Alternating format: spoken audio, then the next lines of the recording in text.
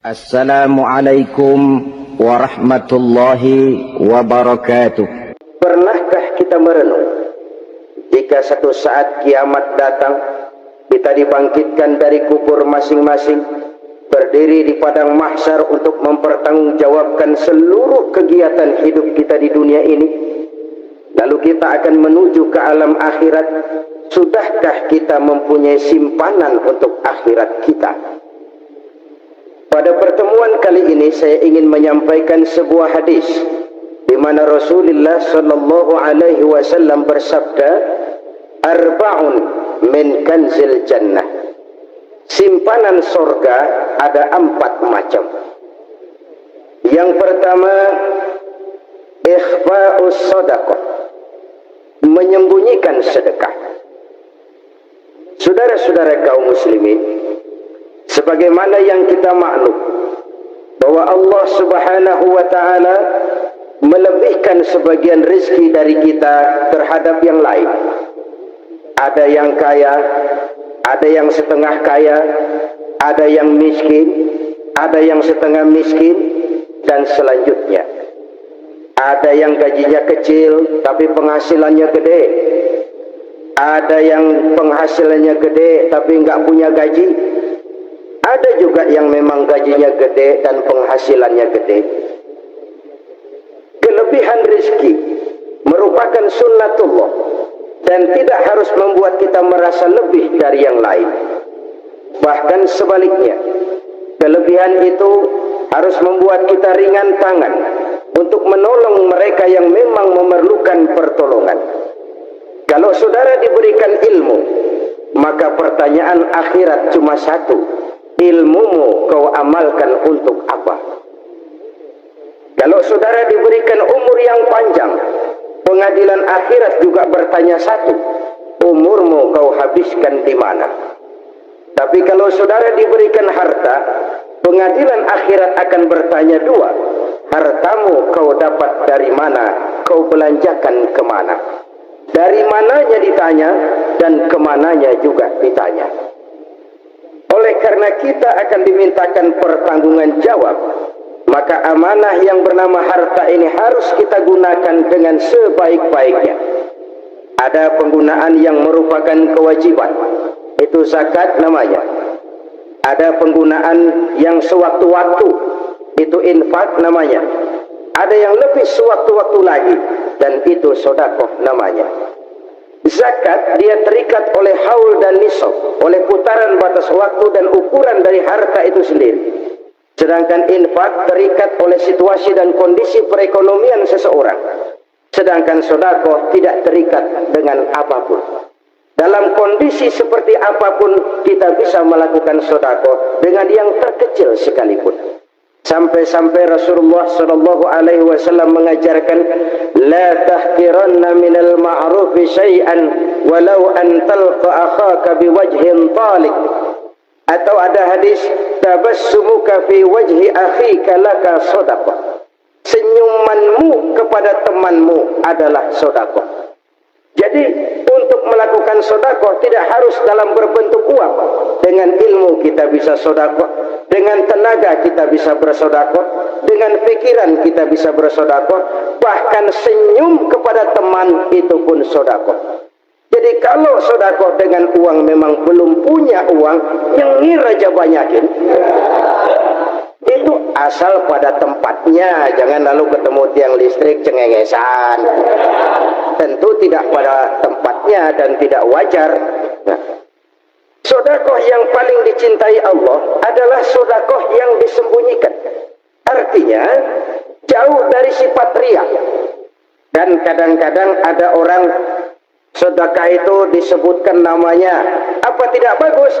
Kalau memang niatnya ikhlas, dia bagus-bagus saja untuk memberikan sugesti kepada yang lain. Di Fulan bin Fulan nyumbang sekian, diumumkan. Boleh kalau niatnya untuk memberikan rangsangan kepada yang lain supaya dia menyumbang lebih besar dari orang tadi. Tapi kalau itu mendatangkan riya, maka sedekah yang paling dicintai Allah adalah sedekah yang disembunyikan. Tangan kiri saja tidak tahu apa yang diberikan oleh tangan kanan. Sedekah yang dilakukan dengan ikhlas akan merupakan perbendaharaan surga, tersembunyi dari pandangan orang lain, tidak seorang pun tahu. Karena memang sikap yang baik adalah melupakan kebaikan dan mengingat kesalahan. Itu salah satu ciri orang bahagia. Orang yang selalu mengingat kesalahannya dan berusaha melupakan segala kebaikannya. Kalau dia akan berada kebaikan, dia tidak bisa ikut, dia merasa rugi karena dia merasa belum pernah berbuat baik. Tapi kalau akan melakukan kesalahan baru, dia ingat kesalahan yang sudah-sudah, sehingga terhalang baginya untuk melakukan satu kesalahan baru. Demikianlah saudara-saudara, bahwa Allah melebihkan rizki sebagian kita dari yang lain, agar terjadi tolong-menolong dalam kehidupan ini. Jadi kesenjangan yang nature, kesenjangan yang alami, itu sunnatullah. Ada yang kaya, ada yang miskin, ada yang kelas menengah. Nah, kenapa lalu sekarang kita berusaha mengentaskan kemiskinan? Oleh karena adanya kesenjangan struktural. Kalau yang kaya bisa semakin kaya, kenapa yang miskin tidak bisa naik jadi ikut sedikit kaya? Sebab pada dasarnya Islam adalah agama yang sejak turunnya sudah berupaya memerangi kemiskinan. Bahkan dikatakan kemiskinan itu mendekatkan kepada kekufuran. Orang kalau miskin udah dekat banget sama kafir. Gampang menjadi kafir. Berapa banyak saudara-saudara kita yang oleh karena soal perut, oleh karena soal materi, terpaksa meninggalkan dan menanggalkan akidahnya, menjual petunjuk yang diberikan Allah dengan hak kesenangan dunia yang cuma sebentar ini. Na'udzubillah, thumma na'udzubillah. Jadi makin kita sembunyikan satu sedekah, semakin banyak perbendaharaan kita di surga. Sedekah yang paling dicintai Allah adalah sedekah yang disembunyikan. Malahan ada seorang sufi, dia punya kebiasaan kalau pergi sholat Jumat, dia bawa uang, itu uang dia taruh di bawah tikar masjid. Dia niat sedekah kepada siapa saja yang nemuin itu duit. Maksudnya apa? Supaya yang nemuin nggak tahu siapa yang punya duit. Demikian dia saking ingin menyembunyikan sedekahnya. Karena sifat ria itu bisa memakan amal kita sendiri. Ria itu termasuk menyebut-nyebut kebaikan kita. Orang yang suka nepuk dada, sedikit-sedikit ngitungnya kalau nggak gua. Tuh kalau nggak gua tuh. Tuh yang belah situ, kalau nggak gua, kalau nggak gua. Iya, kalau nggak lu kenapa emang? Orang yang suka menepuk jasad, tuh biasanya memang begitu, saudara-saudara. Kalau perang lagi berkecamuk, orang nggak sempat ngaku jadi pahlawan. Tapi begitu perang selesai, yang kagak kenal bedil ngaku pahlawan, mas. Itu sesuatu yang biasa. Oleh karenanya, orang-orang yang ikhlas dalam bersedekah, disembunyikannya sedekah itu, Allah cinta betul. Malahan ada hadis memberikan jaminan, inna sadaqatal mar'il muslimi tazidu fil umri wa tadfa'u mitatas su'i. Sesungguhnya sedekahnya seorang mukmin tazidu fil umri, bisa menambah umur panjang. Wa tadfa'u mitatas su'i, dan menyelamatkan manusia dari mati secara su'ul khatimah. Jadi siapa yang kepengen panjang umur, banyaklah sedekah. Yang bosan hidup, pelit terus. Sedekah menambah panjang umur dan menyelamatkan manusia dari mati secara su'ul khatimah. Pak, katanya umur itu nggak bisa ditambah, nggak bisa dikurangin. Kapan? Kalau ajal sudah datang. Wa idza jaa ajaluhum la yastakhiruna sa'atan wa la yastakdimun.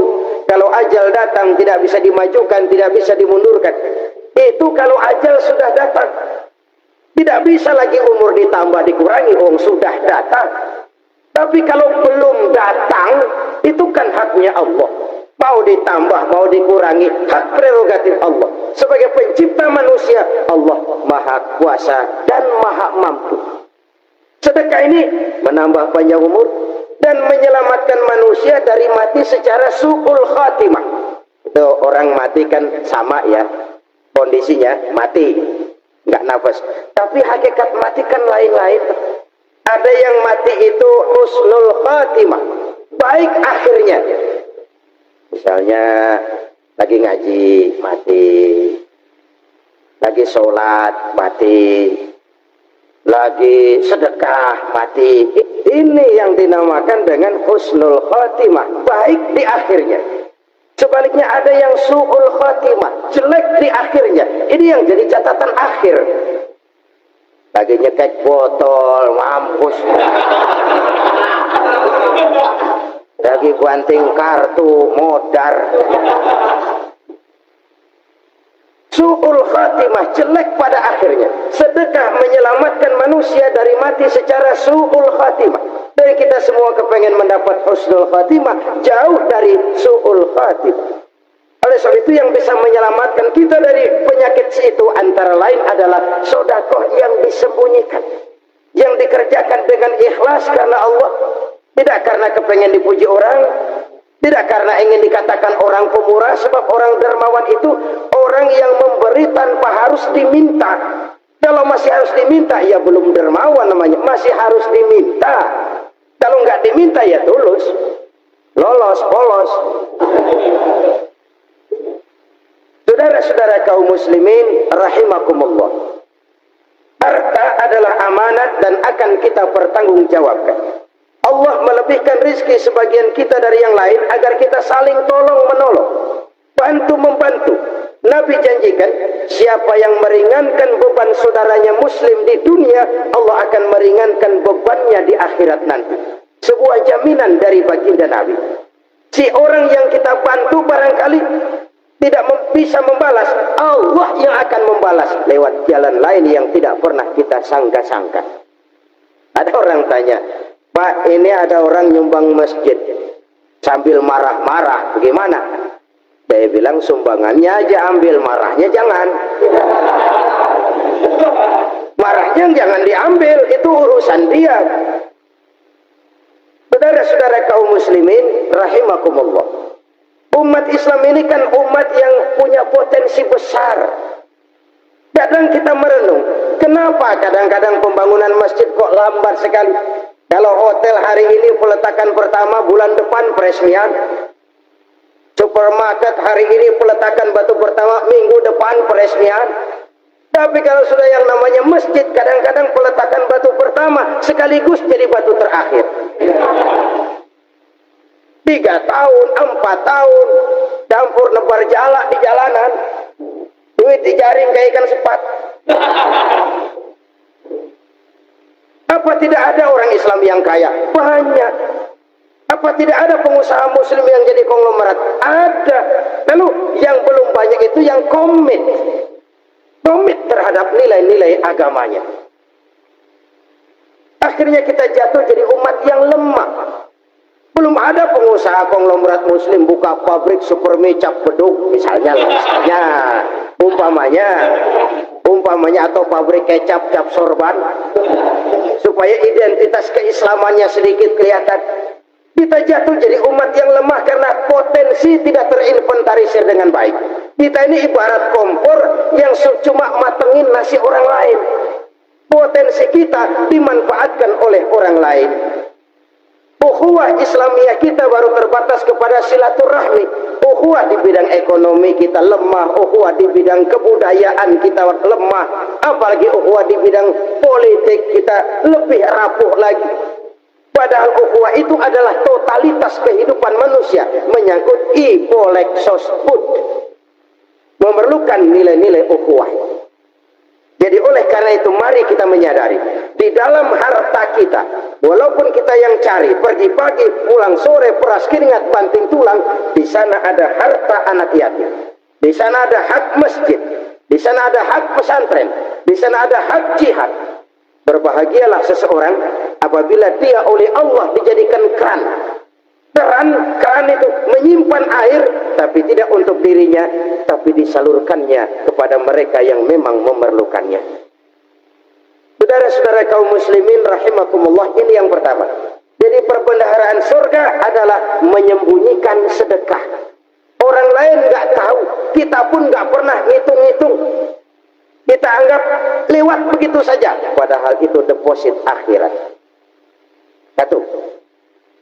Yang kedua, perbendaharaan surga itu apa? Wa kitmanul musibah, menyembunyikan kesulitan. Kadang orang takut menghadapi kesulitan, tapi makin kita merenung, hidup ini kan sebenarnya urusan. Takut sama urusan, ya jangan hidup. Tandanya orang hidup itu kalau punya urusan. Urusan melupakan problem, problem sering menimbulkan kesulitan.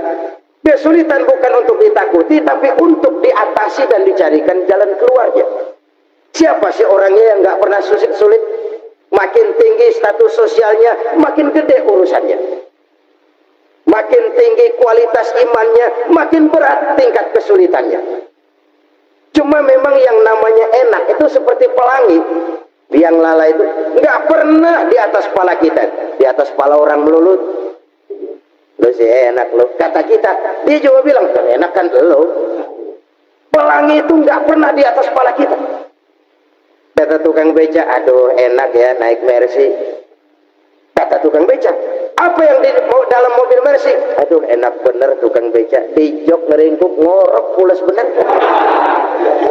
Saya kamar pakai AC sejuk, tempat tidur sutra empuk, alga spring bed, kulak kulik nggak bisa pules kalau belum minum Valium, belum tidur. Enak bener tukang beca, di jok ngorok nggak tahu wetan kulon.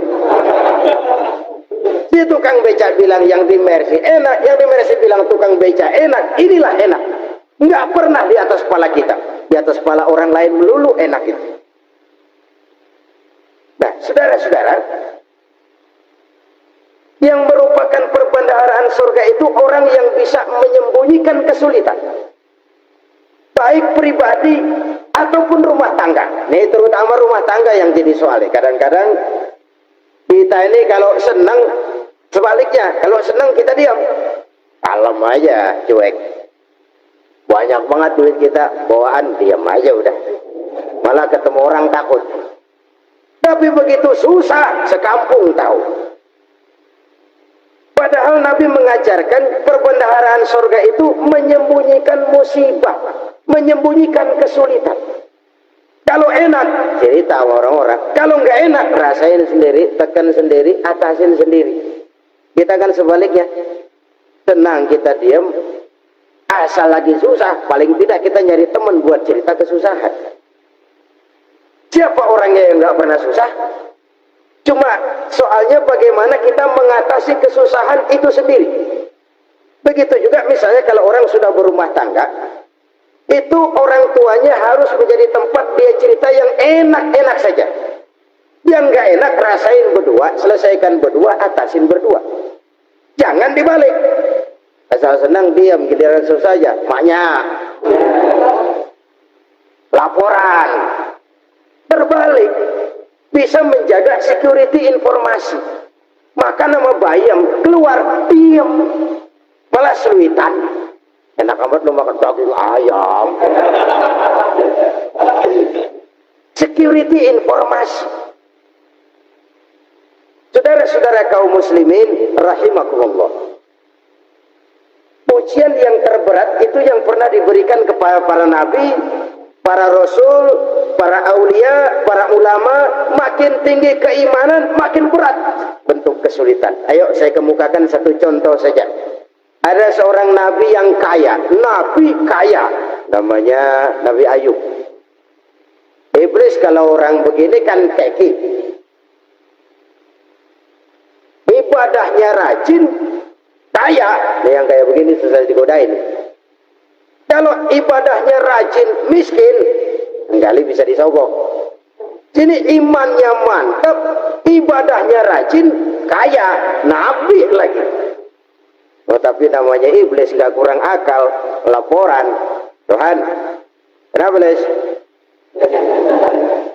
Ya ini bahasa saya, bahasa Qurannya sih nggak gitu. Itu hambamu yang namanya Ayub, dia rajin ibadah cuma karena dikasih kaya aja. Coba kasih miskin dia, berhenti dia sembahyang. Ah, kamu bisa aja. Saya tahu Ayub itu hambaku yang ikhlas. Saya buktiin Tuhan, silahkan. Dibuktiinlah, iblis turun ke alam ini. Yang mula-mula dia lakukan, dia rusak sawah ladang Nabi Ayub. Dia binasakan binatang ternak Nabi Ayub. Sehingga dalam waktu singkat jatuhlah Nabi Ayub dari orang paling kaya jadi orang paling miskin. Beliau masih ibadah di mihrab dalam masjid. Datang iblis. Saudara Ayub, ya. Lagi ngapain? Ibadah. Nyembah Allah, nyembah Allah. Oh, percuma. Kenapa? Tuhan yang ente sembah nih, dia udah bikin miskin ente. Sawah ladang ente hancur lebur, binatang ternak binasa. Sekarang ente jadi orang paling miskin. Ngapain nyembah Tuhan kayak begitu? Tekor. Udah berhenti dah ibadah, berhenti ibadah. Ini iblis sama Tuhan lapornya lain, yang dikerjakan kepada Nabi Ayub juga lain. Benar begitu iblis kata Nabi Ayub? Iya. Sawah ladang saya habis, buras. Binatang ternak saya binasa. Saya miskin, bangpak. Apa jawab Nabi Ayub? Bukan innalillahi, ini hebat. Alhamdulillahillazi a'tani wa akhadha minni. Segala puji bagi Allah yang telah memberikan harta kepada saya dan sekarang mengambilnya lagi. Alhamdulillah. Allah yang ngasih, Allah yang ambil. Itu mah urusan Allah. Iblis cuman ibadah jalan terus, sujud lagi Nabi Ayub. Iblis seleher gondok banget. Dasar Nabi gak mempan dia apa-apain. Miskin malah alhamdulillah. Allah yang ngasih, Allah yang ambil. Jadi kalau kita tidak komit, kita tidak terikat kepada kaya, miskin, senang, susah, apa yang bisa bikin kita susah? Jadikan kekayaan, kemiskinan, jadikan senang, susah sebagai anak buah yang bisa kita atur. Jangan kekayaan ngatur kita, jangan kemiskinan ngatur kita. Kita yang harus mengatur mereka. Senang, susah, kaya, miskin, bahagia, sengsara, jadikan itu anak buah yang bisa kita atur. Kalau sekarang kita kaya, lain saat boleh jadi kita miskin, semiskin-miskinnya. Allah yang ngasih, Allah yang ngambil. Tenaga mana yang bisa menghalangi? Ibadah jalan terus. Iblis makin gondok. Dasar Nabi loh. Akhirnya apa? Nabi Ayub dikerjain, diberikan penyakit. Demikian fatal penyakitnya. Bayangin, udah miskin, sakit. Masya Allah. Miskin, sakit. Sakitnya nggak lama, kira-kira 16 tahun. Istrinya 3, 2 mental minta ceraiin. Ngerawatin laki bengek begini. Senang belum tentu, susah udah pasti nih. Cerai aja, cerai dah. Cerai. Tinggal satu Siti Rahmah yang setia menemani beliau. Sesetia-setianya hati perempuan. Satu saat Siti Rahmah bilang, "Bang, iya, abang kan Nabi, Bang. Lalu, namanya Nabi kan doanya jarang meleset, Bang. Maksud kamu minta kenapa sih sama Tuhan biar abang sembuh, baik dah, Bang?" Siti Rahmah, iya. Saya sakit berapa tahun sih dah? 16 tahun, Bang. Sebelum ini saya sehat berapa tahun? Ya kira-kira 60 tahun, Bang. Nah, coba ente banding-bandingin, Rahmah. Saya dikasih sehat 60 tahun, dikasih sakit 16 tahun. Sudah nggak sabar mau doa kepada Allah minta sembuh. Saya malu kepada Allah. Diuji dengan yang luar biasa seperti ini, tidak mengganggu stabilitas kehambaannya. Dia tetap menghamba kepada Allah Subhanahu wa ta'ala. Saudara-saudara kaum muslimin rahimakumullah. Kunci menghadapi kesulitan itu apa? Allah jelaskan dalam satu ayat, wa basyiris sabirin alladzina iza asabathum musibah qalu inna lillahi wa inna ilaihi raji'un. Gembirakan orang-orang yang sabar. Siapa mereka itu? Yang apabila mendapat musibah mereka kembali kepada keyakinan dasar. Segalanya dari Allah dan segalanya akan kembali kepada Allah.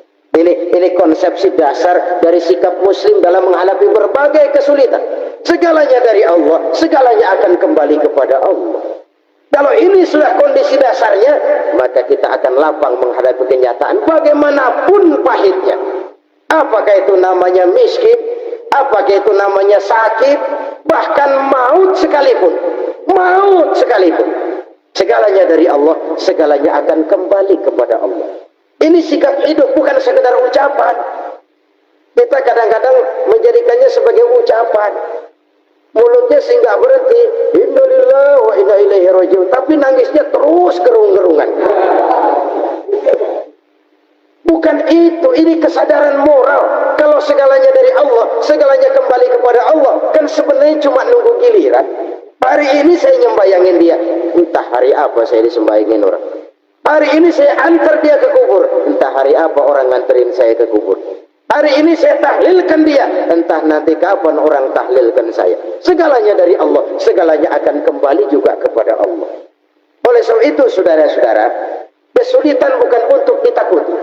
Kesulitan justru untuk diatasi, dicarikan jalan keluarnya.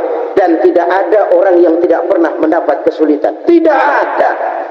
Semakin tinggi status sosial, semakin tinggi kualitas keimanan, semakin besar juga tingkat kesulitan. Hanya saja bagaimana cara kita mengatasinya. Dan Al-Quran menyatakan, inna ma'al usri yusra. Di balik kesulitan itu pasti ada kemudahan. Roda itu berputar. Karena itu Rasulullah sallallahu alaihi wasallam mengingatkan kepada kita, ta'arraf ila Allah fir raha ya'rifka fis syiddah. Ingatlah kepada Allah di waktu kamu senang, supaya Allah ingat kepada kamu di waktu kamu susah. Kalau waktu senang kita ingat kepada Allah, kita susah, Allah tidak akan meninggalkan kita.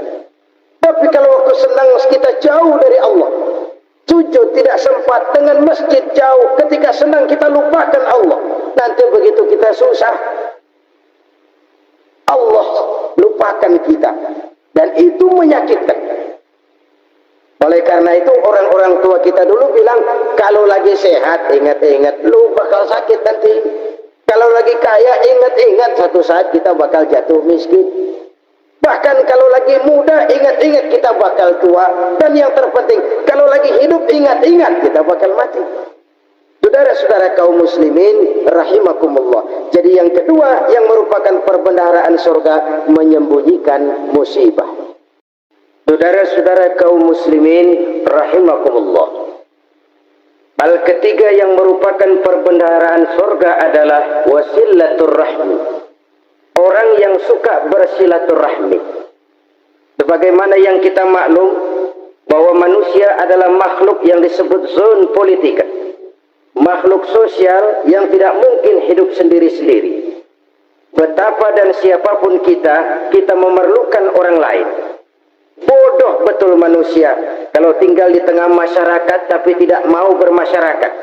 Merasa hebat sendiri, pinter sendiri, gagah sendiri, kaya sendiri. Mungkin kalau mati juga ngubur sendiri.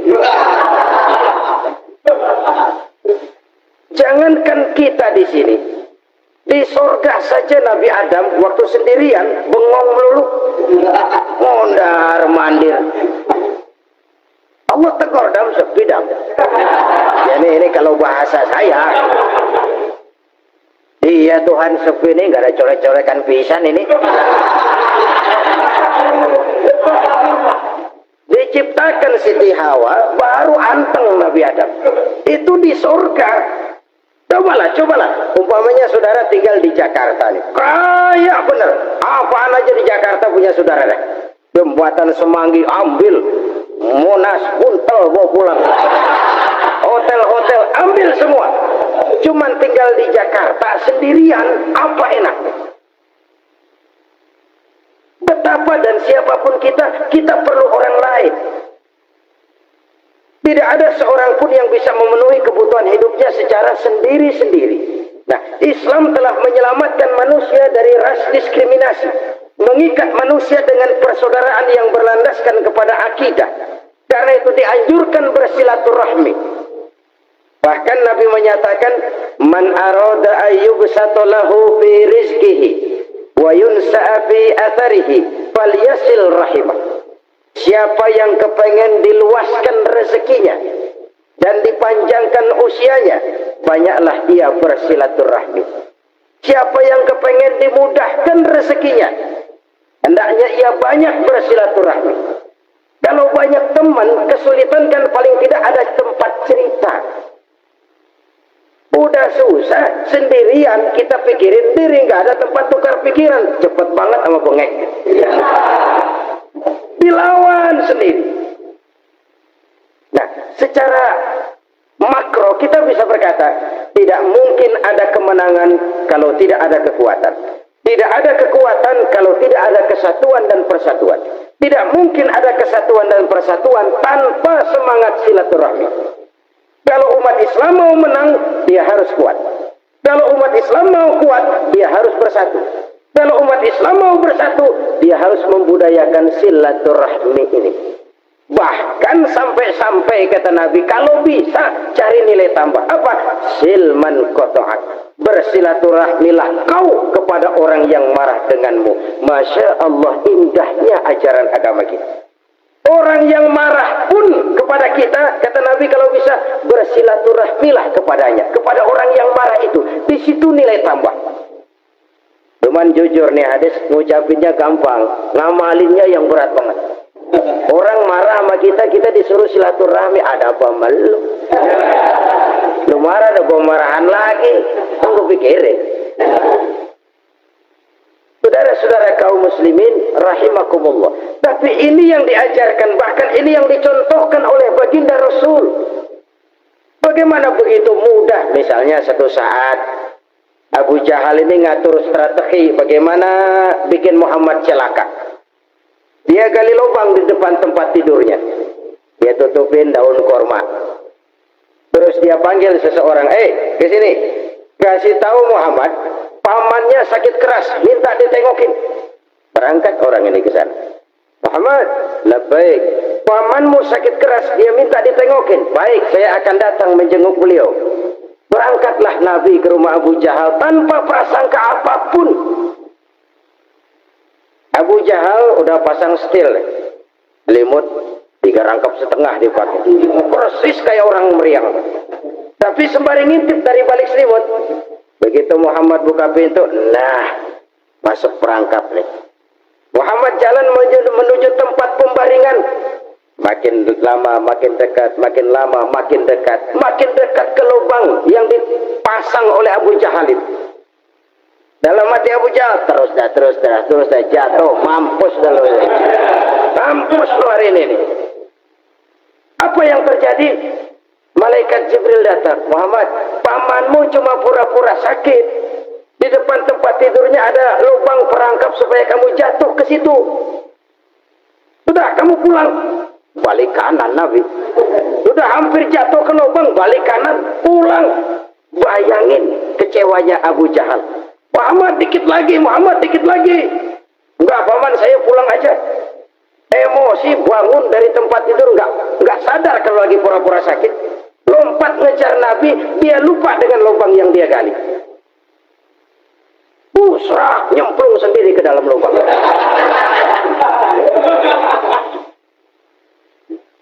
Nabi terus berlalu. Ini terjadi keanehan. Jatuh ke lubang yang dia gali itu sebenarnya nggak terlalu dalam ya, antara 3-4 meteran lah. Tolong, saya jatuh ke lubang ini. Datanglah pelayan-pelayannya itu. Angkat saya dari sini. Oh, yang ngulurin tambang. Satu gulung, belum juga nyampe itu tambang. Kurang, beli lagi ke warung. Sambung, ulur lagi, nggak juga bisa sampai. Wah, ini kerjaan Muhammad ini. Tolong, siapa salah seorang kamu ke rumah Muhammad, kasih tahu encangnya kecebur. Minta ditolongin. Sampaikan kepada Rasul. Kenapa? Pamanmu jatuh ke lubang, Muhammad minta tolong diangkatin. Tambang udah nyambung-nyambung, nggak nyampe juga. Ya, nanti saya datang, saya tolong. Coba. Nyata-nyata orang berniat jahat mau mencelakakan dia. Datang dia menolong. Ini yang disebut air tuba dibalas air susu ya ini. Bukan sebaliknya. Air tuba dibalas air susu. Paman, kecebur ya? Iya Muhammad, tolong ini. Pegang tangan saya. Nabi ulurkan tangannya. Nyampe. Dipegang oleh Abu Jahal. Diangkat ke atas. Sampai atas. Apa kata Abu Jahal? Sihirmu memang hebat Muhammad. Udah ditolongin dikata sihir. Yang enak kita kemplang kan itu orang ini. inilah akhlak. Kalau bisa kamu bersilaturahmilah dengan orang yang marah kepadamu sekalipun. Orang marah kita tetap baik. Tuh, kalau kita berbuat baik sama orang yang memang baik, rasanya sih biasa-biasa aja. Orang baik kita baik lagi, ya draw aja, belum ada nilai tambah di situ. Baru ada nilai tambah kalau kita bisa berbuat baik kepada orang yang nyakitin kita. Itu namanya kita setingkat di atas dia. Dia sakitin kita, kita berbuat baik sama dia. Dia pelit sama kita baik sama dia. Dia marahin kita deketin dia. Di situ kita punya nilai tambah. Jadi siapa yang ingin diluaskan rezekinya, kata Nabi, dan dipanjangkan umurnya, hendaklah ia banyak-banyak bersilaturahmi. Sederhana sebenarnya silaturahmi, tapi silaturahmi membangkitkan semangat kesatuan dan persatuan. Kesatuan dan persatuan melahirkan kekuatan. Dalam matematika, 1 ditambah 1 pasti 2. Tapi di tengah masyarakat, 1 orang takut ditambah 1 orang takut, hasilnya jadi 2 orang setengah berani. Kenapa setengah berani? Karena udah berdua. Tadi pan takut sendirian. Kalau dia kumpul turu-turu takutlah jadi berani. Kita yang lemah, kita yang tidak berdaya, kita yang miskin, kalau mau kompak bersatu, apa yang nggak bisa kita kerjain? Apalagi tinggal di kota besar, pilihan cuma 2. Bertahan atau minggir. Bertahan atau minggir. Untuk bisa bertahan harus mampu bersaing. Untuk mampu bersaing harus punya keahlian. Keahlian harus ditunjang dengan pendidikan, ditambah oleh kekompakan sebagai umat. Udah miskin mencar mulu, orang injak kita. Orang nggak pandang urusan apa malu. Oleh karena itu, silaturahmi pada hakikatnya merupakan ruh dari ukhuwah yang diajarkan oleh agama kita. Bagaimana Islam menyelamatkan masyarakat manusia dari ras diskriminasi, mengikat manusia, dan tidak ada persaudaraan yang lebih indah selain persaudaraan yang diikat dengan nilai-nilai akidah. Sepanjang orang di jalan Allah, itulah saudara kita. Keluar dia dari jalan Allah, selesailah persaudaraan sampai di situ. Karena itu, kalau ingin menyimpan sesuatu di surga, banyaklah bersilaturahmi. Datang ke rumah ini, datang ke rumah itu, dan lain sebagainya. Itu simpanan kita di akhirat nanti. Ini yang ketiga. Saudara-saudara, yang keempat, perbendaharaan surga itu apa? Wa qawlu la hawla wa la quwwata illa billah. Ucapan la hawla wa la quwwata illa billah. Ibadah kan ada yang berat, modalnya besar. Bangun masjid berat, modalnya besar. Bangun rumah sakit berat, modalnya besar. Ada ibadah yang berat, tapi modalnya ringan. Misalnya puasa. Puasa itu berat, mengendalikan nafsu. Kalau sekedar nggak makan, nggak minum sih enteng. Mengendalikan nafsu. Itu jihad terbesar. Tapi kan modalnya ringan, cuma niat saja. Ini ibadah berat, modalnya ringan. Ada ibadah yang ringan, modalnya juga enteng. Seperti termasuk ucapan la haula wa la quwwata illa billah. Tanpa sadar, la haula wa la quwwata illa billah. Nyelengin tuh di surga. Nyelengin, kita nggak terasa. Nyelengin simpanan akhirat. La haula wa la quwwata illa billah. Nyimpan lagi. Kaget, la haula wa la quwwata illa billah. Nyimpan lagi. Banyak simpanan. Walaupun sebenarnya yang dimaksud di sini adalah kesadaran batin bahwa tidak ada daya dan kekuatan kecuali Allah. Itu intinya. Kita memulai pekerjaan disunahkan baca bismillah, kan begitu? Apa itu? Kesadaran moral bahwa ini saya bisa kerjakan. Saya kerjakan ini dengan menyebut nama Allah. Kenapa? Kalau Allah tidak memberikan daya dan kekuatan, mana mampu saya kerjakan ini. Maka saya kerjakan ini dengan menyebut nama Allah. Bismillah. Kesadaran moral. Manusia hanya wajib berusaha, tapi nggak pernah wajib berhasil. Banyak hal-hal yang kalau kita renungkan secara rasio nggak mungkin, tapi jadi kenyataan. La haula wa la quwwata illa billah. Tidak ada daya dan kekuatan kecuali bagi Allah semata-mata. Kesadaran moral akan kelemahan dan keterbatasan makhluk bernama manusia. Kadang kita kagum dengan otak, tapi kita sering lupa sama yang bikin otak. Padahal bagaimanapun hebatnya otak, yang bikin otak pasti lebih hebat dari otak. Enggak percaya, silahkan otak-otakan. Inilah kecenderungan. Kita kagum dengan pesawat-pesawat mutakhir, bukan main, besi gede banget terbang itu. Alangkah hebatnya. Lalu apa yang bikin otak tidak lebih hebat dari itu semua? Kita puji laut. Apa yang bikin laut tidak lebih hebat dari laut itu? La haula wa la quwata illa billah. Tidak ada daya dan kekuatan kecuali Allah. Apa yang bisa kita lakukan? Kalau tidak karena daya dan kemampuan yang diberikan oleh Allah kepada kita. Lahirlah sikap tawadu, rendah hati, tidak melonjak menjadi angkuh dan sombong, sadar akan kelemahan dan keterbatasan diri.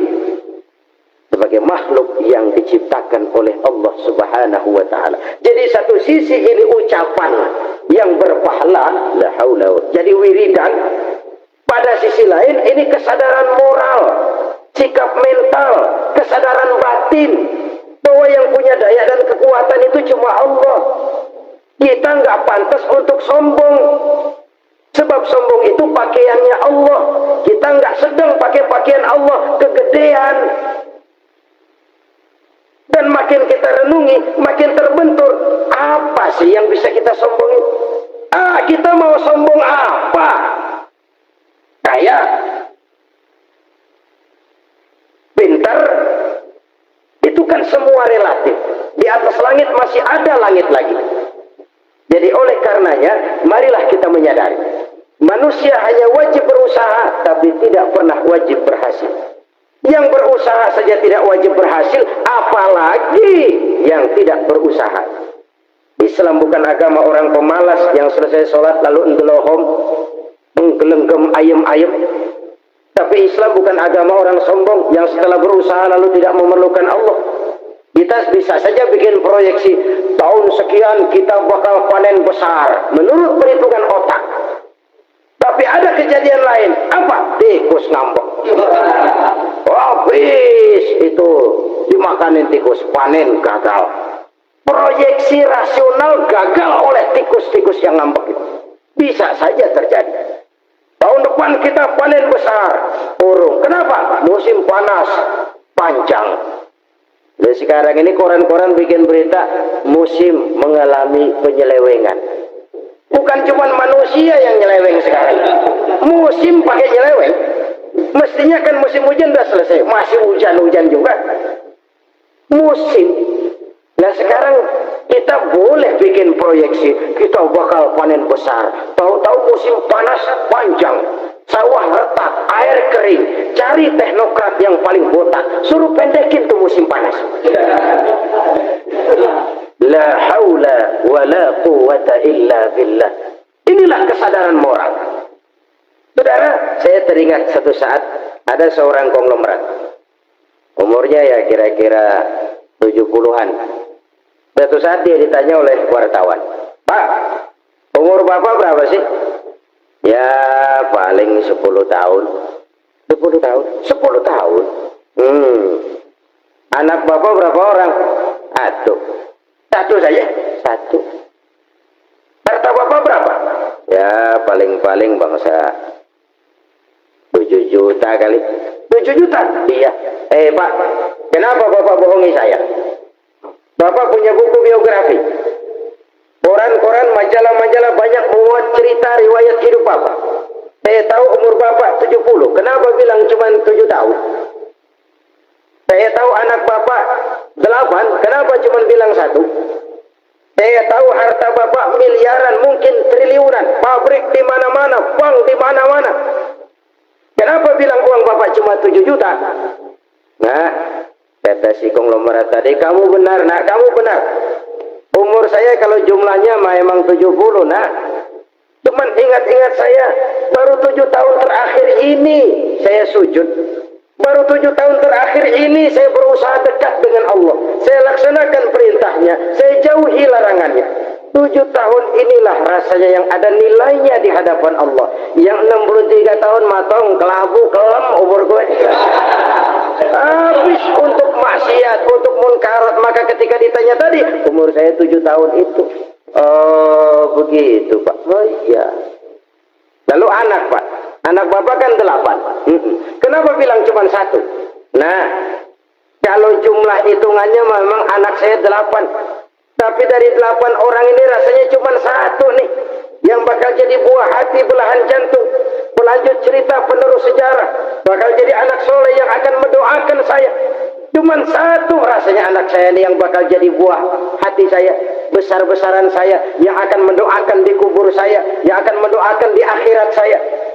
Yang 7 orang mana? Masya Allah, yang atuh tenggeng, yang atuh nyekek botol mulu, yang atuh nggak karu-karuan. Makanya saya bilang 1 anak saya yang akan bisa mendoakan saya. Oh begitu Pak. Iya. Nah harta Pak, harta Bapak kan triliunan, pabrik Bapak di mana-mana, uang Bapak hampir di tiap bank-bank besar. Kenapa bilang cuma 7 juta? Betul kau nak. Harta saya kalau jumlahnya memang miliaran, triliunan mungkin.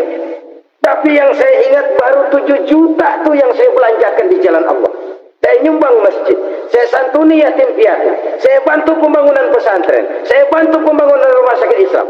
Itu yang akan saya bawa pulang ke akhirat, yang 7 juta itu. Yang triliunan itu nanti akan diperebutkan oleh anak-anak saya sebagai waris saya.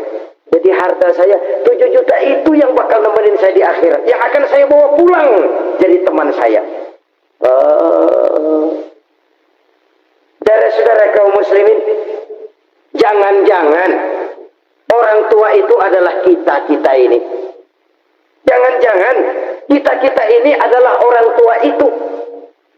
Jangan-jangan itu potret dari diri kita masing-masing. Dari sekian umur yang diberikan Allah, berapa tahun yang ada nilainya di hadapan Allah. Dari sekian anak-anak yang merupakan amanah, berapa yang akan mendoakan kita sebagai orang tuanya menjadi anak soleh. Dari sekian banyak harta yang diberikan Allah, berapa yang akan kita bawa pulang menghadapnya nanti, yang kita belanjakan di jalan Allah. Ini sebuah potret kehidupan. Karena itu kita kembali kepada la haula wa la quwwata illa billah. Kita wajib berusaha, kita wajib berikhtiar. Selebihnya segala daya dan kekuatan hanya milik Allah saja semata-mata. Satu kesadaran batin dari setiap pribadi muslim. Setelah ia berusaha dan berikhtiar, ia menyerahkannya kepada Allah Subhanahu wa ta'ala. Jadi satu sisi ini merupakan wiridan ucapan yang mengandung pahala, pada sisi lain ini merupakan sikap batin dari seorang muslim di dalam ia menghadapi realitas kehidupan ini. Saudara-saudara kaum muslimin rahimakumullah, kalau ini kita jadikan satu basis kehidupan, maka ini akan menyelamatkan manusia dari kemungkinan tergelincir menjadi orang yang lupa diri dan lupa darat.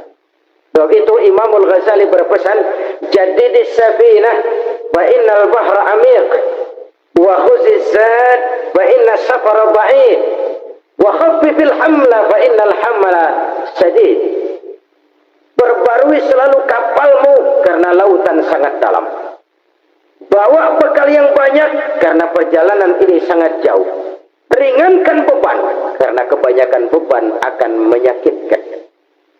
Alangkah indah kalimat ini, alangkah dalam makna yang terkandung di sana. Perbarui selalu kapalmu karena lautan sangat dalam. Apa artinya ini? Jaga mentalmu baik-baik. Pelihara imanmu baik-baik karena hidup penuh cobaan seperti lautan. Kita kalau berlayar di lautan kan kadang-kadang tenang, angin bertiup sepoi-sepoi basah. Jika malam datang, bintang gemintang bertabur menghias cakrawala. Rembulan memantulkan sinarnya dengan indah. Dalam keadaan begitu berlayar enak. Tapi lain saat ombak menggunung, halilintar menyambar, angin topan bertiup. Berapa banyak sudah saudara-saudara kita yang tenggelam di lautan dunia tanpa sadar bahwa dia belum sampai kepada pantai yang akan dituju. Berapa banyak saudara-saudara kita yang tenggelam di lautan dunia ini tanpa sempat bangkit lagi. Dia menyangka sudah sampai kepada tujuannya. Hati-hati kapal jangan sampai bocor karena lautan sangat dalam. Iman ini jaga baik-baik karena hidup penuh dengan ujian. Wa khusizat fa inna safar ba'id. Bawa bekal yang banyak karena perjalanan sangat jauh. Saudara mau ke Bandung, bawa duit. Saudara mau ke Surabaya, banyakkan lagi duitnya. Saudara mau ke Mekah, gepokan, iketan tuh duit nggak lembaran lagi. Makin jauh perjalanan, makin banyak bekal yang harus kita bawa. Kalau saudara dari Jakarta mau ke Surabaya, kagak bawa duit berangkat juga, itu sih bukan berani namanya, nekat. Sampai Surabaya belum tentu, sengsara di jalan udah pasti. Kenapa? Nggak bawa bekal berangkat. Sama juga kita nih, misalnya belum sempat sembahyang, mati. Waduh, berani banget orang. Belum punya bekal, mati. Sengsara di jalan. Atau bekal tidak cukup. Dari Jakarta, saudara mau ke Surabaya, bawa duit 500 perak. Paling jauh Cikampek nyampenya itu. Paling jauh itu. Antara jauhnya perjalanan dengan bekal yang saudara bawa tidak seimbang. Hidup ini perjalanan panjang. A walking tour. Dimulai dari alam arwah. Sebelum jasad diciptakan, roh diciptakan lebih dulu. Dari situ pindah ke alam rahim. Dari alam rahim pindah ke alam dunia. Dari alam dunia pindah ke alam barzah. Baru menuju akhirat. Satu perjalanan panjang. Kalau bekal tidak bawa, sengsara di jalan. Bawa bekal yang banyak karena perjalanan ini sangat jauh. Wa khaffifil hamla, ringankan beban karena beban itu cuma akan menyulitkan. Kalau bekal itu sih keperluan, tapi beban nggak kita perluin, cuma ngeberat-beratin. Apa ini beban? Dosa. Kecurangan, kebatilan, kezoliman, ketidakadilan, kesewenang-wenangan. Itu akan jadi beban kita di akhirat. Alangkah celakanya, perjalanan panjang, bekal tidak bawa, beban kelewat banyak, alamat sengsara di jalan. Pahala tidak ada, dosa berlipat ganda. Na'udzubillah, summa na'udzubillah. Kalau kita rangkum nasihat Al-Ghazali dengan kisah si konglomerat tadi, kita akan mengambil kesimpulan. Pertama, bekal terbaik dalam menghadapi gejolak kehidupan ini tidak lain adalah iman. Yang kedua, pahala dan dosa. Dua hal kontroversial. Pahala adalah bekal, dosa adalah beban. Tapi kita sekarang kan tidak begitu terangsang kepada yang abstrak. Orang berlomba mencari yang konkret-konkret saja. Yang real. Kalau memang dosa, benjol dong. Kira-kira begitu. Kira-kira begitu. Persis orang Yahudi dulu. Orang Yahudi itu kan pernah minta kepada Nabi Musa. Ya Musa, lan nu'mina laka hatta narallaha jahrah. Musa, kami nggak bakal mau beriman kepada Allah kalau belum kami lihat Allah ada nongkrong di depan kami. Kalau memang Tuhan ada, taruh dong di depan kami. Mau yang konkret-konkret saja. Kalau memang dosa, benjol dong. Kalau memang pahala, berasa dong. Orang terangsang kepada yang real, yang konkret-konkret saja. Karena itu, untuk mengejar dosa orang mau bayar. Tapi untuk mengejar pahala, walaupun tidak bayar, orang segan. Ini yang dikatakan oleh Nabi, kamu mengharapkan ke surga, tapi kamu berat melaksanakan sesuatu yang bisa membawa kamu ke surga. Kamu ingin jauh dari neraka, tapi tiap saat kamu lakukan perbuatan-perbuatan yang justru menjerumuskan kamu ke neraka. Idda'aitum an-najata minan nar wa ramaitum fiha anfusakum. Kamu ingin selamat dari neraka, tapi kamu lemparkan diri kamu ke neraka. Kamu ingin masuk surga, tapi berat sekali kamu melakukan perbuatan-perbuatan yang bisa menyampaikan kamu di surga. Saudara-saudara kaum muslimin, rahimakumullah. Jadi hal keempat yang merupakan perbendaharaan surga adalah la haula wa la quwata illa billah. Satu sisi ini merupakan ucapan yang memperberat timbangan akhirat. Pada sisi lain ini merupakan sikap hidup seorang muslim. Kesadaran batin yang sangat dalam bahwa tidak ada daya dan kekuatan kecuali Allah. Dan itu kita simbolkan pada saat memulai pekerjaan dengan Bismillah, dengan menyebut nama Allah. Satu kesadaran moral, saya hanya bisa melakukan ini karena diberikan daya dan kekuatan oleh Allah. Lahirlah sikap tawadhu, rendah hati, tidak melonjak menjadi angkuh dan sombong. Saudara-saudara, sampai sini dulu jumpa kita kali ini. Semoga 4 perbendaharaan surga ini dapat kita lakukan, yang kelak akan merupakan bekal kita di kemudian hari nanti. Amin ya rabbal alamin. Bapak-bapak, ibu-ibu, saudara-saudara kaum muslimin rahimakumullah. Di dalam kehidupan kita sebagai seorang muslim, minimal 5 kali dalam sehari semalam kita mendengar seruan untuk mendirikan solat yang disebut azan.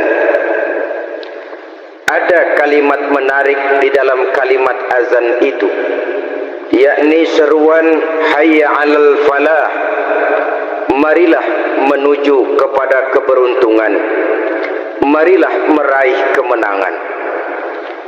Seruan ini adalah kecenderungan dari setiap manusia, apapun warna kulitnya. Artinya, setiap orang dalam hidup selalu ingin meraih dan mencari kemenangan. Kemenangan akan melahirkan kepuasan batin, dan kepuasan batin memberikan kebahagiaan. Sedangkan kekalahan melahirkan penderitaan batin, dan penderitaan batin menjerumuskan seseorang di dalam berbagai bentuk kerugian. Jikalau inilah seruan azan, maka masalahnya ialah apa yang menyebabkan kita meraih kemenangan. Al-Quranul Karim memberikan tuntunan dan ajaran kepada kita bahwa orang-orang yang memperoleh kemenangan itu tidak lain adalah orang-orang yang bertakwa. Hanyalah mereka yang bertakwa kepada Allah Subhanahu wa ta'ala pada akhirnya akan tampil sebagai pemenang. Lalu siapa orang yang bertakwa itu? Dijelaskan dalam awal-awal Al-Baqarah, orang yang bertakwa yang akan meraih kemenangan. Pertama, allazina yu'minuna bil ghaib, yaitu orang-orang yang beriman kepada yang gaib. Percaya bahwa ada alam yang gaib, alam yang abstrak, alam yang tidak bisa dijangkau oleh salah satu daripada panca indera kita. Mereka percaya dan beriman kepada adanya malaikat, beriman kepada adanya iblis dan jin, beriman kepada adanya alam kubur, beriman kepada adanya alam mahsyar, beriman kepada adanya alam akhirat, beriman kepada adanya surga dan neraka. Beriman bukan cuma sekedar beriman dalam ucapan bibir saja, tetapi beriman yang nilai iman itu mampu mewarnai gerak dan gaya hidupnya. Iman yang meresap sampai ke tulang sumsum, kemudian memberikan dampak positif di dalam kehidupan manusia. Alam, kita tahu, adalah sesuatu yang selain Allah, dan Allah bukanlah alam. Apapun namanya selain daripada Allah, itu adalah alam. Alam pada hakikatnya terbagi menjadi 2. Ada alam syahadah, alam nyata, alam konkret, alam yang bisa dijangkau oleh salah satu indera kita.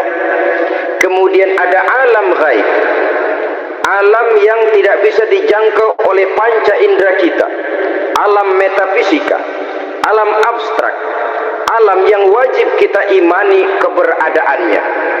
Kita percaya bahwa malaikat itu ada. Kita percaya kepada jin, bahwa jin itu ada. Kita percaya kepada adanya iblis dan setan. Bukan percaya kepada iblis dan setannya, percaya bahwa iblis dan setan itu ada. Itu termasuk salah satu daripada sifat orang yang bertakwa kepada Allah. Saudara-saudara kaum muslimin rahimakumullah, kecenderungan pembangunan yang lebih bersifat materialistis, biasanya menggeser aspek kehidupan rohani. Orang berpikir empirik, dan dalam pola pikir yang demikian, maka alam gaib tidak lagi mendapat perhatian. Aspek kehidupan yang bersifat rohaniah malah mulai ditinggalkan. Akibatnya terjadilah kepincangan di dalam kehidupan kita. Pernah ada satu pengalaman pribadi. Dalam perjalanan kembali ke tanah air, dalam pesawat di sebelah kanan saya duduklah seorang Jerman, namanya Heiner Simonsen. Iseng saya ajak kenalan, saya ajak ngobrol, saya tanya dia. Saya bilang, Mas Heiner ini, kalau pesawat yang kita tumpangi ini jatuh ke bawah, kira-kira apa yang bakal terjadi, Mas? Dia bilang, kita semua akan mati. Begitu? Iya. Oke. Apa itu mati? Tanya saya. Dia bilang, untuk tahu apa itu mati, kita harus tahu lebih dahulu apa itu hidup. Saya pikir nih bule bisa ngomong juga. Baiklah kata saya. Apa hidup menurut Anda itu? Oh, hidup itu dia bilang, kalau seluruh anggota badan kita bekerja secara normal, paru-paru memompa darah secara normal, jantung berdetak secara normal, sel-sel tubuh bekerja secara fit, dan organisme tubuh hanya mau bekerja secara normal, dia bilang, kalau kita memberi makan yang cukup, menu yang teratur, dan gizi yang lengkap. Saya bilang, kesimpulannya apa, Ner? Dia jawab, hidup adalah dari tangan ke mulut. Life is from the hand to the mouth, kata dia. Hidup adalah dari tangan ke mulut. Jadi masalah hidup tidak lebih daripada masalah isi perut. Orang pergi pagi, pulang sore, peras keringat, banting tulang, perut yang dibelai. Saya bilang, you are wrong. Sampean salah, Ner. Kamu orang Islam bukan? Bukan. Pantas. Kenapa saya salah? Dia bilang. Ya jelas salah. Salahnya di mana? Kamu ini manusia. Kalau hidup cuma dari tangan ke mulut, saya bilang, kambing di kampung saya juga begitu pikirannya, Ner. Itu kambing di kampung saya, asal perutnya kenyang, sudah hidup dia. Perkara besok bagaimana, lusa prospeknya macam mana, bulan depan ada apa, kambing nggak pernah mikir. Di kampung saya kambing juga pikirannya begitu. Kamu Kristen ya? Tadinya. Loh kok tadinya, lalu apa sekarang kamu ini? Dia bilang, sekarang saya netral. Saya tidak beragama, tapi saya percaya kepada Tuhan sebagai pencipta alam. Saya ingat benar dia bilang, I haven't any religious, but I believe to God as the creator of the world. Kenapa bisa netral begitu, Ner? Habis saya bingung katanya. Islam bilang Islam baik, Kristen bilang Kristen baik, Hindu Buddha bilang Hindu Buddha baik, semua agama baik. Saya netral sekalian, nggak beragama. Yang penting saya percaya kepada Tuhan. Saya bilang, Ner, kamu ini kayak orang mau beli celana. Lalu bingung. Yang satu bilang Levi's bagus, yang satu bilang Blue Jean hebat, yang satu bilang Wool England hebat. Celana ini hebat, celana itu bagus, celana ini hebat. Semua celana bagus, kamu bingung. Akhirnya netral, tidak pakai celana. Itu juga salah. Saya pikir-pikir, kemudian saya melihat bahwa dua pola berpikir Heiner ini nampaknya sudah mulai menggejala di lingkungan masyarakat bangsa kita. Disadari atau tidak, secara jujur kita harus berkata, dua pola pemikiran Heiner ini mulai berkembang di tengah masyarakat bangsa kita. Pertama, pola pikir materialisme. Hidup adalah dari tangan ke mulut. Masalah hidup tidak lebih masalah isi perut. Itu yang perlu dibela, dan disitulah arti kehidupan. Pergi pagi, pulang sore, peras keringat, banting tulang untuk mempertahankan perut. Kalau sudah kemari cara orang berpikir, maka buat apa percaya kepada yang gaib? Untuk apa sholat? Untuk apa puasa? Untuk apa zakat? Untuk apa menghadiri majelis taklim? Tanpa kepercayaan kepada yang gaib, hidup berjalan menurut alur empiris dan materialis. Kalau sudah ke sana cara orang berpikir, biasanya orang lalu cenderung menghalalkan segala cara. Hanyalah orang yang percaya bahwa akhirat ada. Hanyalah orang yang percaya bahwa alam kubur itu ada. Hanyalah orang yang percaya bahwa malaikat itu ada, hidupnya akan lebih terarah dan terkendali. Karena kepercayaan kepada yang gaib, yang merupakan fase daripada kehidupan setelah hidup yang sekarang ini, mewarnai gerak pribadi seseorang di dalam dia melakukan kegiatan hidupnya. Pola berpikir materialisme, disadari atau tidak, mulai menggejala di lingkungan masyarakat bangsa kita. Hidup tidak lebih dari urusan tangan ke mulut, mulut ke tangan, tangan ke mulut. Asal perut sudah kenyang, hiduplah sudah. Perkara bagaimana prospek hari yang akan datang, bagaimana akhirat tidak jadi persoalan. Ini yang oleh Nabi diperingatkan, ad-dunya sijnul mu'min wa jannatul kafir. Dunia adalah penjara bagi orang beriman dan surga bagi orang kafir. Dulu di zaman Belanda hadis ini pernah disalah tafsirkan, disalah artikan, digunakan sebagai senjata untuk mengkebiri dan membuat impoten umat Islam. Sudahlah umat Islam gak usah macam-macam, kata Belanda. Dunia ini kan penjara buat orang Islam, surga buat orang kafir. Di penjara jangan bertingkah.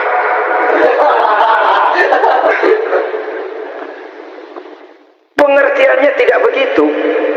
Dunia adalah penjara bagi orang mukmin. Artinya dalam kehidupan dunia seorang mukmin tidak bebas memperturutkan hawa nafsunya. Di penjara hawa nafsunya itu. Sebaliknya surga bagi orang-orang kafir. Buat orang kafir surgalah dunia ini. Mereka bebas memperturutkan hawa nafsunya, dilarang tidak terlarang, dicegah pun tidak tercegah. Mereka hidup menurut alur bisikan nafsu mereka sendiri. Kemudian bila ajal datang, maut merenggut nyawa, selesailah surganya sampai di situ. Maka bagi orang-orang yang tidak percaya kepada adanya akhirat, kepada adanya alam gaib, surganya sebatas umurnya. Sekali lagi, surganya sebatas umurnya. Bila umur selesai, ajal pun datang merenggut nyawa, selesailah sudah surganya sampai di situ. Alangkah pendeknya perjalanan orang-orang yang tidak percaya kepada alam gaib ini. Bagi kita mukmin, jikalau kita mampu memenjarakan hawa nafsu, kita bisa bahagia di dunia ini. Dan Islam memang tidak menyuruh kita sengsara di dunia. Raih dunia, kejar dunia, gapai dunia sebagai alat untuk mencapai kebahagiaan di akhirat nanti. Hidup adalah satu perjalanan panjang yang terbentang sejak kita terlahir dari alam rahim sampai kepada alam akhirat nanti. Andai kata kita gagal meraih kebahagiaan di dunia, toh kita masih punya akhirat. Tapi jangan jadi dalil yang melemahkan semangat. Biarin dah kita di dunia kebelangsak, yang penting akhirat. Akhirnya dunia benar-benar kebelangsak. Bagaimana dunia ini bisa kita raih, dan bagaimana meraih dunia untuk menunjang kepentingan akhirat nanti. Yang kedua, dari pikiran Heller yang saya lihat menggejala di lingkungan masyarakat bangsa kita, timbulnya manusia-manusia netral. Seolah-olah Tuhan yes, agama no. Sama Tuhan percaya, agama ogah. Tuhan ngangguk, giliran agama godek. Padahal hampir dalam setiap ayat dalam Quran, kata-kata amanu biasanya bergandeng dengan wa amilus sholihat. Iman dan amal soleh. Ini sebagai isyarat Tuhan dan agama jangan pernah dipisah-pisah. Apabila kita bertuhan, maka kita harus beragama. Apabila kita beragama, maka agama itu harus bersumberkan dari Tuhan yang kita imani itu. Tidak mungkin kita pisah Tuhan yes, agama no. sama Tuhan percaya, tapi agama bikin sendiri. Sembayangnya cukup bengong 2 jam madep mulon.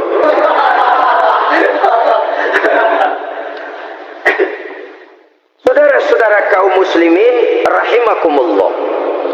Jadi dengan demikian, agama yang kita akui merupakan unsur mutlak di dalam pembangunan sekarang ini, merupakan bagian dari kehidupan yang menuntun kita bahwa di balik alam nyata ini, di balik alam syahadah ini ada alam gaib. Dan mudabbir, murabbi, yang mengatur, yang menguasai, yang memelihara baik dia alam nyata, baik dia alam gaib, tidak lain adalah Allah Subhanahu wa ta'ala.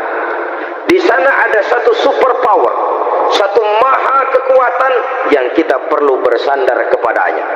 Sebagai makhluk nyata yang hidup di alam nyata, berbuatlah secara nyata sebagaimana harusnya kita berbuat. Karena Islam jelas bukan agamanya orang pemalas. Islam jelas bukan agamanya orang yang mengajarkan setelah selesai sholat boleh duduk, menggelenggem ayam-ayam, ndelohom, menghitung bintang di langit sambil menunggu keajaiban. Tidak. Islam adalah agama yang mengajarkan apabila sholat sudah selesai kamu kerjakan, bertebaranlah di permukaan bumi, cari karunia Tuhanmu. Jangan hidup berpangku tangan menunggu keajaiban, karena hidup bukan undian. Jangan berharap untung besar tanpa mau peras keringat. Tapi di sebalik itu toh kita juga harus yakin bahwa di sisi usaha nyata yang kita lakukan ada satu super power, satu maha kekuatan gaib yang menentukan berhasil dan tidaknya usaha kita. Kepercayaan kepada hal semacam inilah yang mendorong kita untuk mempunyai sandaran vertikal, agar jikalau usaha ini berhasil, kita tidak lupa diri dan lupa daratan. Jikalau usaha ini gagal, kita tidak putus asa dan buruk sangka, tidak cupik pandangan dan sempit hati, tapi mampu melihat persoalan dengan kacamata putih sambil husnuzon kepada Allah Subhanahu wa ta'ala.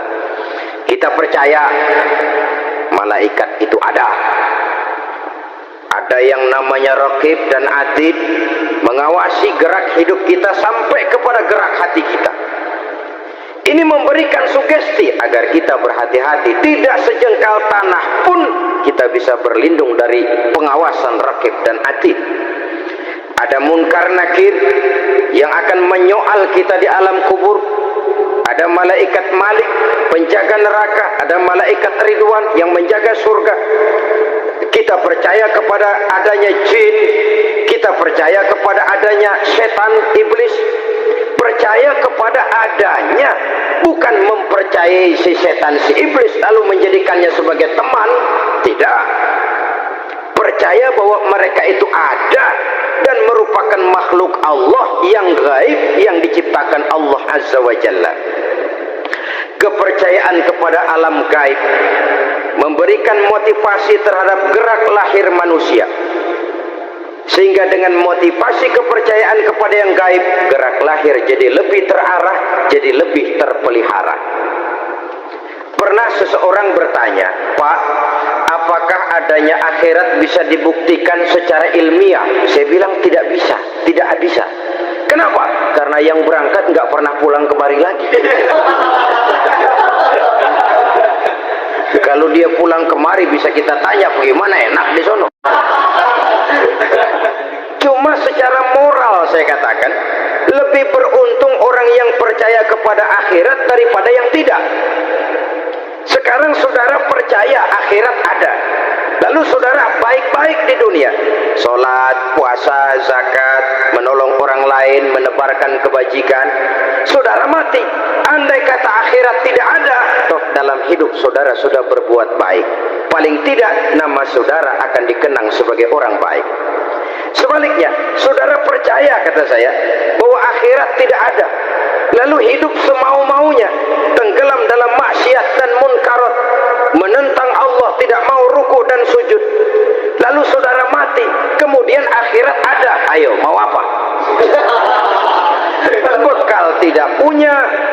Jadi secara moral lebih beruntung orang yang percaya kepada adanya akhirat daripada yang tidak percaya. itu alam gaib yang tidak bisa dibuktikan secara eksat.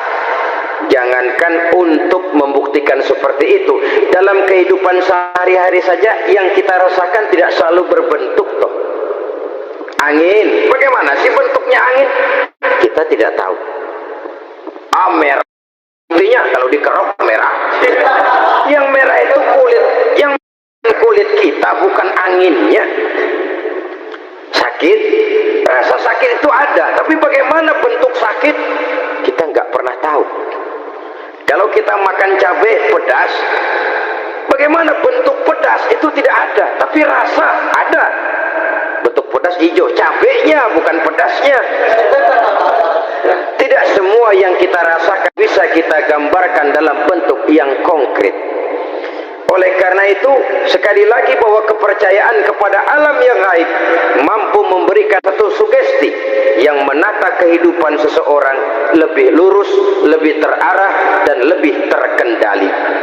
Maka wajar kalau kepercayaan kepada yang gaib mengantarkan seseorang untuk meraih kemenangan. Kenapa?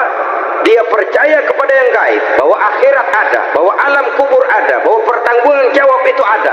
Maka dia lalu tidak hidup saenae udele dewe gitu loh. Tidak hidup menurut seleranya sendiri,